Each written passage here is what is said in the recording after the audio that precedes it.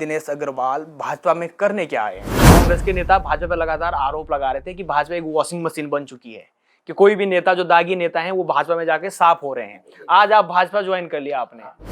आज प्रदेश की कार्यकारिणी में हरीश रावत का एक लड़का महामंत्री है, एक लड़का उपाध्यक्ष है, बिल्कुल उनका साला अध्यक्ष है, उनकी साले की लड़की जो है मुख्य प्रवक्ता है, खुद हरीश रावत जी CWC के मेंबर है। बिल्कुल। तो हरीश रावत जी पार्टी की गतिविधियों से यदि अनभिज्ञ हैं तो फिर तो भगवान मालिक है। पार्टी गर्त की तरफ जा रही है, पर हरीश रावत के परिवार का तो उसमें महत्वपूर्ण रोल है। आप ये कहना चाह रहे हैं कि जो कांग्रेस प्रदेश अध्यक्ष करण मेहरा है वो दिनेश अग्रवाल की नहीं सुनते हैं? वो लोग जो आज पार्टी के सर्वे सर्वा हैं, जब मैंने पार्टी ज्वाइन की सन 68 में, तब तो शायद वो पैदा भी नहीं हुए थे। 2017 में लोगों में एक ऐसी फीलिंग आई कि अरे साहब ये तो कांग्रेस वाले तो जुम्मे की छुट्टी करना चाहते हैं, जुम्मे की छुट्टी करना चाहते हैं। तो उसका इम्पैक्ट पोलराइजेशन पे पड़ा। 2022 में लोगों में एकदम एक फीलिंग आई चुनाव के 3-4 दिन पहले कि साहब वो उत्तराखंड में मुस्लिम यूनिवर्सिटी बन गई। इस बात को मोदी जी तक ने अपने भाषणों में कहा। तो कहीं ना कहीं से तो बात आई ना। और मैं कहने को तो हर एक के कार्यकाल की बहुत सारी बातें कह सकता हूँ कि किसके कार्यकाल में रंजीत रावत की स्थिति क्या थी, राजीव जैन की स्थिति क्या थी, फलाने की स्थिति क्या थी। ये आप डरा रहे हो उनको? नहीं, मैं एक बात कह रहा हूँ। नमस्कार साथियों, स्वागत आपका बगछट पर। मैं आपके साथ शोभन सत्य सिंह। साथियों, आप सबको पता है लोकसभा चुनाव 2024 अपने चरम पर है। जो राजनीतिक पार्टियां हैं वो लगातार अपनी स्थितियां मजबूत कर रही हैं, लेकिन कांग्रेस पार्टी है जिसको लगातार झटके पे झटके मिल रहे हैं। और इन झटकों का कारण है जो कांग्रेस के दिग्गज नेता हैं वो लगातार कांग्रेस का हाथ छोड़ रहे हैं और बीजेपी का दामन थाम रहे हैं। ताजा मामला अगर हम बात करें, ताजा मामला है उत्तराखंड के एक बड़े चेहरे कांग्रेस के दिग्गज नेता दिनेश अग्रवाल जी। उन्होंने अब कांग्रेस को अलविदा कह दिया है और भाजपा का दामन थाम लिया है। इस वक्त हमारे साथ मौजूद है दिनेश अग्रवाल जी। अग्रवाल जी, बहुत बहुत स्वागत है आपका बगछट में। अग्रवाल जी, जब से आपने कांग्रेस पार्टी से इस्तीफा दिया है लगातार चर्चाओं का बाजार गर्म है, और एक सवाल जो सबसे ज्यादा पूछा जा रहा है आपसे कि इस उम्र के इस पड़ाव में दिनेश अग्रवाल भाजपा में करने क्या आए हैं? देखिए, मैंने आपसे कहा है ना, जीवन में आदमी चिंतन करता है, मनन करता है, उसका भी एक दृष्टिकोण होता है।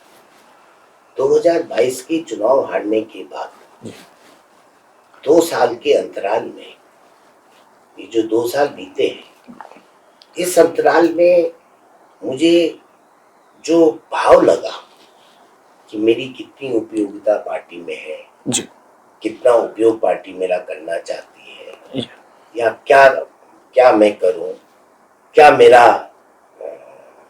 रिगार्ड है, इन सब चीजों पे मनन चिंतन करता रहा जी। तो 2 साल बीत गए। 2 साल में जो अपनी पीड़ा थी उससे पार्टी नेतृत्व को भी अवगत कराता रहा। अच्छा। उसमें हमारी प्रभारी भी थी, हमारे यहाँ पर और भी लोग आए एज ए ऑब्जर्वर, उनको भी अपनी हमने जो लगता था अपनी बात वो उनको बताई। क्या बात थी सर? नहीं, वो मैं नहीं बताऊंगा। अच्छा। देखिए, that is a part of party जी। वो एक, हम जहाँ भी रहे उस पार्टी का एक इंटरनल पार्ट है जी। उस पार्टी को मैंने, उस बात को मैंने कहा जी, और उसके कुछ लोग साक्षी भी हैं। अच्छा। कोई मुझसे पूछेगा तो मैं बता दूंगा कि मैंने इनके सामने ये बात कही थी और इसको कही थी। तो इसलिए जो है, कोई ये नहीं कह सकता कि जो पार्टी में हो रहा था, कोई भी आदमी जिसने 55 साल जिस पार्टी को सींचा हो और वो पार्टी को गर्त में जाता हुआ देख रहा हो, तो वो कहीं ना कहीं तो अपनी बात को रखेगा ना, कहीं ना कहीं अपनी बात को कहेगा ना। वो मैंने कही, अब कोई समझे ही ना जी। वो अपने दंभ में, अपने गर्व में, अपने उसमें कि मैं ही सर्वे सर्वा हूँ, मैं ही सब कुछ करने वाला हूँ। ये आप किन के लिए कह रहे हो? मैं किसी के लिए नहीं कह रहा हूँ, जो समझे। हरीश रावत के लिए कह रहे हो आप ऐसे नहीं, मैं पार्टी की बात कर रहा हूँ। अच्छा। नहीं, कि कौन है पार्टी में सर्व सर्वा? उत्तराखंड की अगर हम बात करें, ये स्वयं आप समझदार व्यक्ति, आपको समझ जाना चाहिए जी। तो वो जो है ये सब चीजें जब होंगी और पार्टी गर्त की तरफ जा रही है तो उस आदमी को तो दुख होगा ना जिसने पार्टी को सींचा है। बिल्कुल। वो लोग जो आज पार्टी के सर्वे सर्वा हैं, जब मैंने पार्टी ज्वाइन की सन 68 में तब तो शायद वो पैदा भी नहीं हुए थे। अच्छा अग्रवाल जी, आपने जैसे कहा कि आपने 50-55 साल कांग्रेस 55 साल आपने कांग्रेस पार्टी को दिए हैं। कांग्रेस पार्टी के आप अनेक पदों पर भी रहे हैं, मंत्री आप रहे हैं, विधायक आप रहे हैं। एक ऐसा वक्त जब कांग्रेस को मजबूत करना था, कांग्रेस को संभालना था, पार्टी को कमजोर किसने किया? नहीं वो पहले सुन तो जी जी जिन लोगों ने पार्टी को कमजोर किया, जिन लोगों ने पार्टी में लोगों का महत्व नहीं समझा, कौन है वो लोग? हैं पार्टी के शीर्ष नेतृत्व पे बैठे लोग हैं प्रदेश के, वो लोगों ने पार्टी के लोगों का महत्व ही नहीं समझा।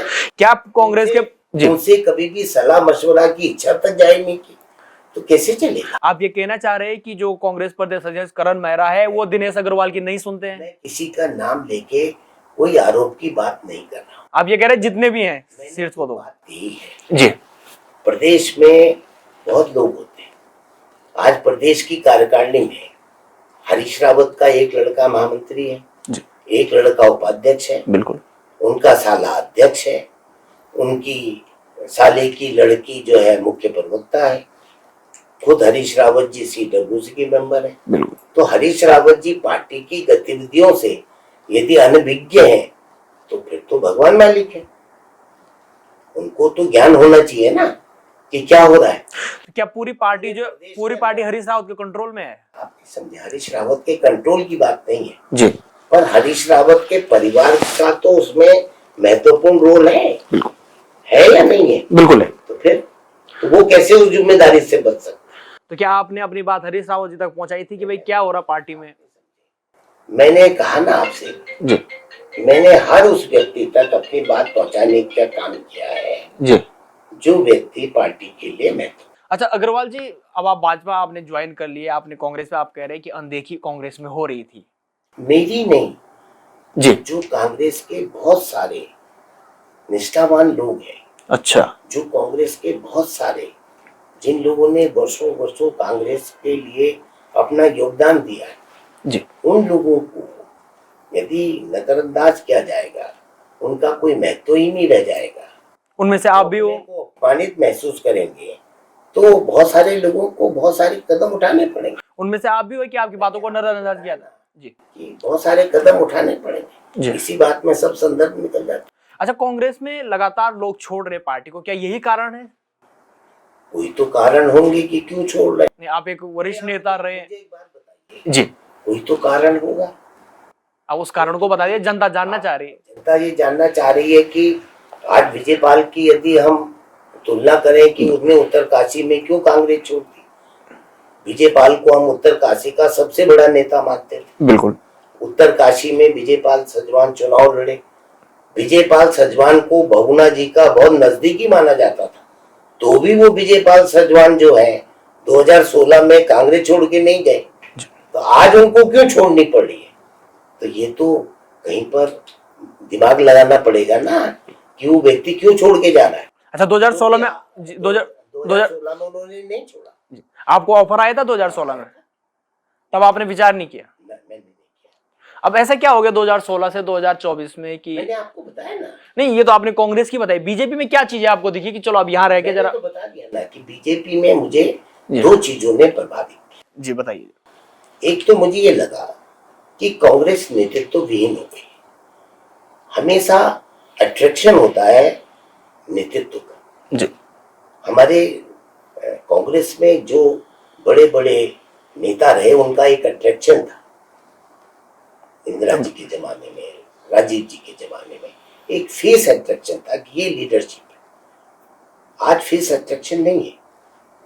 दूसरी तरफ जब हम देखते हैं, हम भी तो एक राष्ट्रीय प्राणी है, हमारा भी तो जो एक राष्ट्रीय परिप्रेक्ष्य में सोचने का दायरा है। बिल्कुल। तो जब हम देखते हैं कि एक व्यक्ति के रूप में राष्ट्रीय परिप्रेक्ष्य में राष्ट्र एक जगह आकर खड़ा हो रहा है, पूरे विश्व ने हमारी मान्यता को और बढ़ चढ़ को मान्यता देने का काम शुरू कर दिया है, तो उससे मैं प्रभावित हुआ।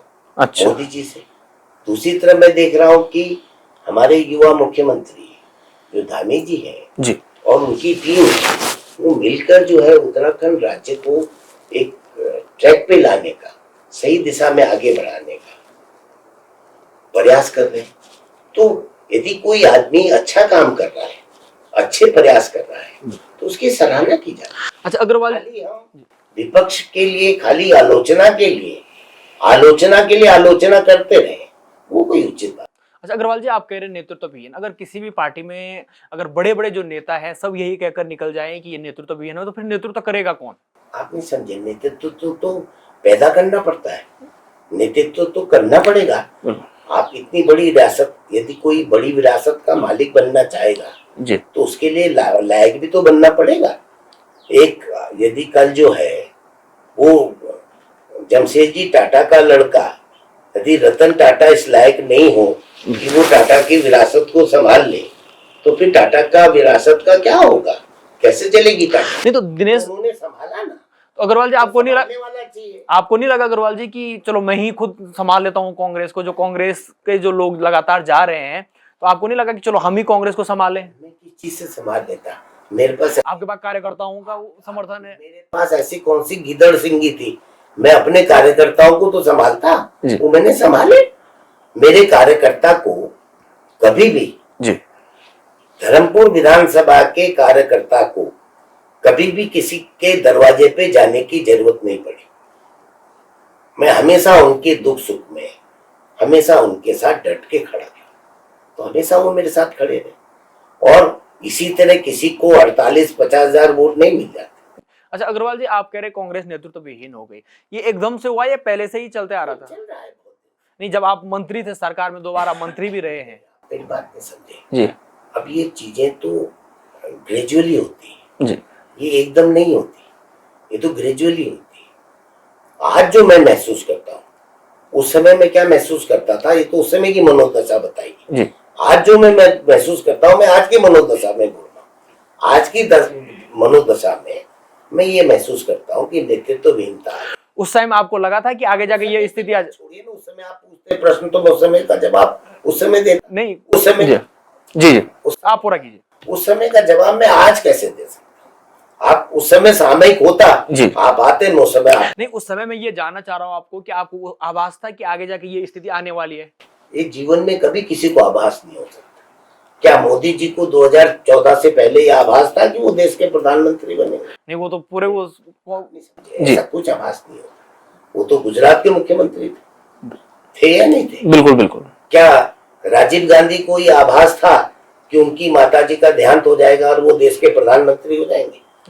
कोई आभास नहीं होता जी। ये तो परिस्थितियां होती हैं। अच्छा और जिनका अपना ऑर्गेनाइजेशन है, भारतीय जनता पार्टी का अपना ऑर्गेनाइजेशन, उन्होंने जो बेटर समझा, उन्होंने 14 में मोदी जी को प्रोजेक्ट किया एज ए प्राइम मिनिस्टर। बिल्कुल। And they succeed. आप देखिए ना, उनका प्रयोग सफल रहा, बिल्कुल। हम असफल रहे।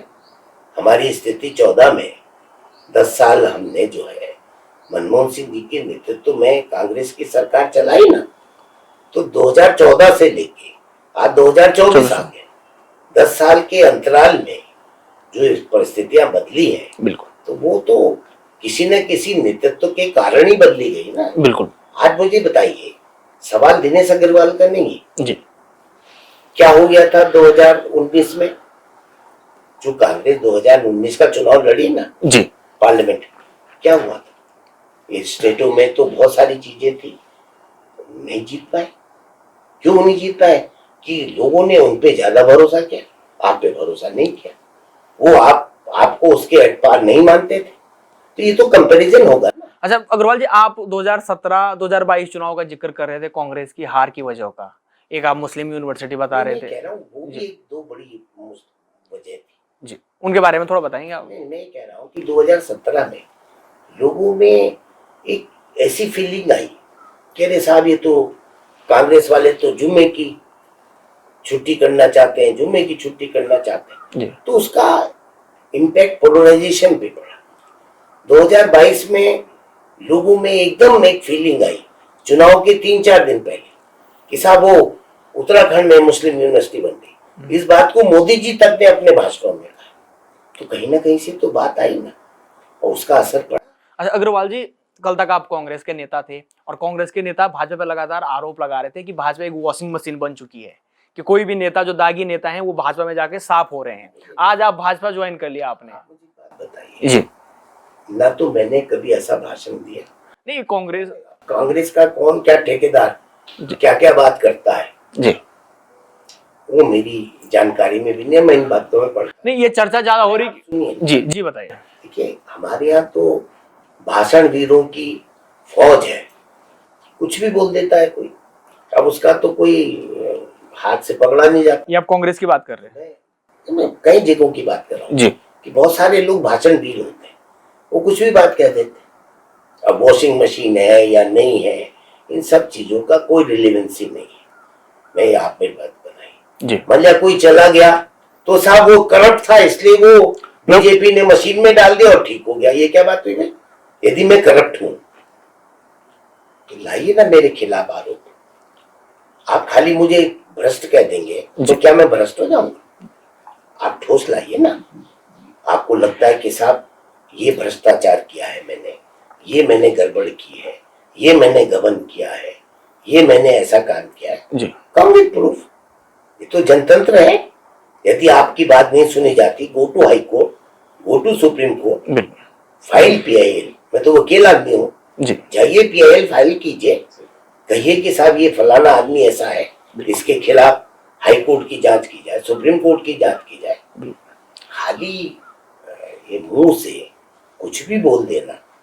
हरीश रावत जी ने कह दिया कुछ तो मजबूरियां रही होंगी, यूं ही कोई बेवफा नहीं हो जाता। तो भैया मेरी कोई मजबूरी नहीं है हरीश रावत जी, मैंने कोई ऐसा कर्म नहीं कर रखा है कि जिससे मेरे पीछे जो है वो कोई ऐसी संस्था लग जाए, या कोई ऐसा कर्म मैंने नहीं कर रखा है कि जिससे मुझे कोई शर्मिंदगी का सामना। अच्छा अग्रवाल जी, आप लंबे समय यदि उनको कोई चीज लगती है तो मैं आग्रह करना चाहूंगा कि he should come with the facts, नहीं तो अदरवाइज में he should not say anything. और मैं कहने को तो हर एक के कार्यकाल की बहुत सारी बातें कह सकता हूँ कि किसके कार्यकाल में रंजीत रावत की स्थिति क्या थी, राजीव जैन की स्थिति क्या थी, फलाने की स्थिति क्या थी। ये आप डरा रहे हो उनको? क्या करते थे? नहीं, मैं एक बात कह रहा हूँ, तो वो तो चीजें सब चीजें आदमी को आत्मनिरीक्षण के लिए देखना पड़ेगा ना कि लोग तब क्या कहते थे।